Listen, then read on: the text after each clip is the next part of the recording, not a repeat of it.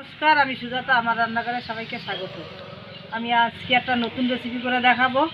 কলাই শাক দিয়ে চিংড়ি মাছ দিয়ে ঘন্ট করে দেখাবো। এবার আমি শাকগুলোকে বেছে দেখাচ্ছি।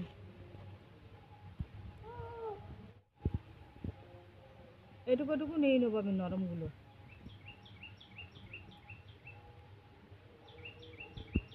এইভাবে আমি বেছে নিয়েছি। এই দেখুন ডগাটা ডগাটা নিয়েছি নরমটা। তা আমি এখন ধুয়ে নিয়ে আসছি। শাক আমি ধুয়ে নিয়ে এসেছি পরিষ্কার করে। এখন আমি কুচিয়ে নিচ্ছি শাকগুলো।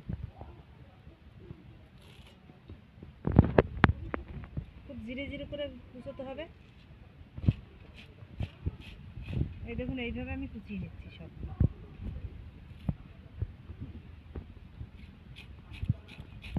এই দেখুন শাক আমার কুচানো হয়ে গেছে। এই দেখুন কড়াই গরম হয়ে গেছে। এখন আমি অল্প করে তেল দিয়ে নেব। চিংড়ি মাছগুলো আমি হালকা ভেজে নেবো এই তেলের ভিতরে। হলুদ দেবো, স্বাদ মতন আমি নুন দিয়ে দেবো, কাঁচা লঙ্কা দেবো, যে যেরকম ঝাল খায়।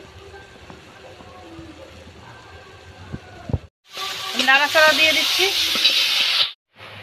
আমি এর ভিতরে শাকগুলো দিয়ে দিচ্ছি।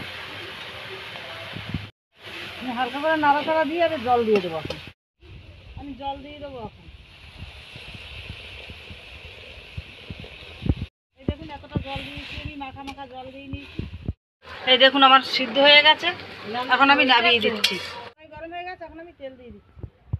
তেল গরম হয়ে গেছে, এখন আমি জিরে আর তেজপাতা শুকনো লঙ্কা ভেঙে দিয়ে দিচ্ছি।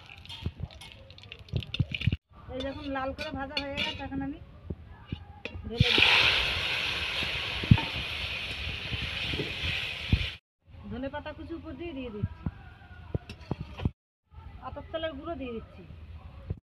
আতপ চালের গুঁড়োটা দিলে একটু আটা আটা হবে শাকটা।